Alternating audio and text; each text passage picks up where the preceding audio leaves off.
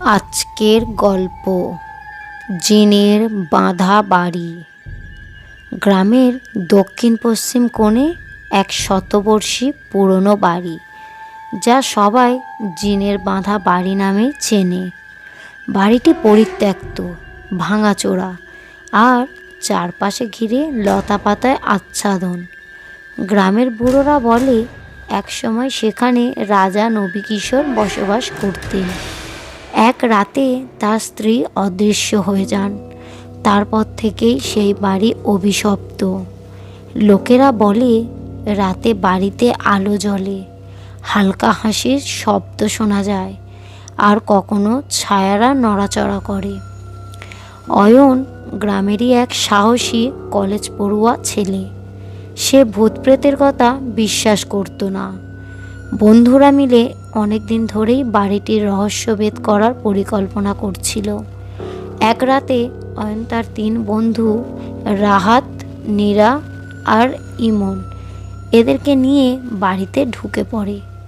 তাদের হাতে ছিল টর্চ, ফোনের ক্যামেরা আর সাহস। বাড়ির ভেতরে ঢুকতেই ঠান্ডা বাতাসের শিহরণ গায়ে লাগলো। বড় হলঘরে কাটা মেঝে, ঝুলন্ত মাকড়সার জাল আর ধুলো জমা পুরনো আসবাব। হঠাৎ করে নীরা চিৎকার করে উঠল, ওই দেখো, দেয়ালের একটি অংশে হালকা আলো ঠিকরে উঠেছে। তারা এগিয়ে গিয়ে দেখতে পেল একটি আয়না থেকে সেই আলো বের হচ্ছে।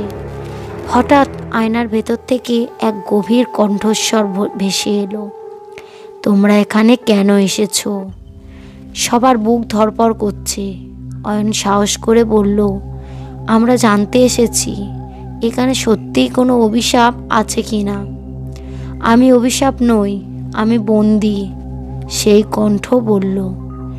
রাজা নবীকিশোরের এক ভুলের জন্য আমাকে এই বাড়িতে আটকে রাখা হয়েছে।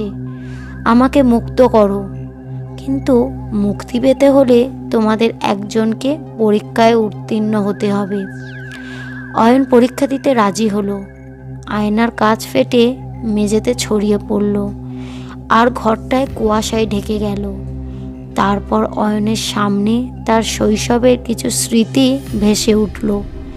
তার মা বাবা ঝগড়া করছিল, আর একটি পাথর তাদের ঘরে রাখা ছিল, যা নিয়ে তারা চুপি চুপি কথা বলতো। পাথরটি ছিল রাজা নবীকিশোরের অভিশপ্ত ধন, যেটি তার পরিবারের কাছে কোনোভাবে পৌঁছেছিল। তোমার পরিবার এই অভিশপ্ত সাথে যুক্ত, কণ্ঠস্বর বলল। তোমাকে নিজের ভয় ও লোভের মুখোমুখি হতে হবে। যা তোমার কাছে সবচেয়ে প্রিয় সেটি ত্যাগ করতে হবে আমাকে মুক্ত করতে। অয়নের মনের মধ্যে দ্বন্দ্ব শুরু হলো। তার মায়ের দেওয়া একটি লকেট, যা সে সবসময় নিজের কাছে রাখত, কণ্ঠস্বর সেটিই চাইল। অয়ন জানত লকেটটি তার মায়ের স্মৃতি, কিন্তু সেই লকেটের কারণেই জিন বন্দি ছিল। অয়ন অনেক কষ্টে লকেটটি খুলে কুয়াশার ভেতর ছুঁড়ে দিল। মুহূর্তেই ঘরটি কেঁপে উঠল। অয়ন টুকরোগুলো উজ্জ্বল হয়ে উঠল, আর একটি কালো ধোঁয়া আকাশের দিকে উঠে গেল। অয়ন চোখ খুলে বলল, তখন তারা বন্ধুরা চারপাশে দাঁড়িয়ে।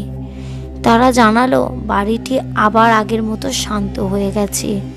সেই জিনের মুক্তির সঙ্গে সঙ্গে অয়ন তার নিজের পরিবারের পুরনো পাপ থেকে মুক্তি পেল। গ্রামে ফিরে এসে তারা আর কখনোই সেই বাড়ির কাছে যায়নি। তবে কেউ কেউ বলে অন্ধকার রাতে বাড়ির এক কোণে লকেটটি এখনও ঝুলতে দেখা যায়। অয়ন শুধু মুচকি হাসে। সে জানে তার এক সাহসী সিদ্ধান্তের ফলেই সব কিছু বদলে গেছে। গল্পটি কেমন লাগলো কমেন্ট করবেন এবং একটা লাইক করবেন। আরও নতুন নতুন গল্প পেতে চ্যানেলটিকে সাবস্ক্রাইব করবেন।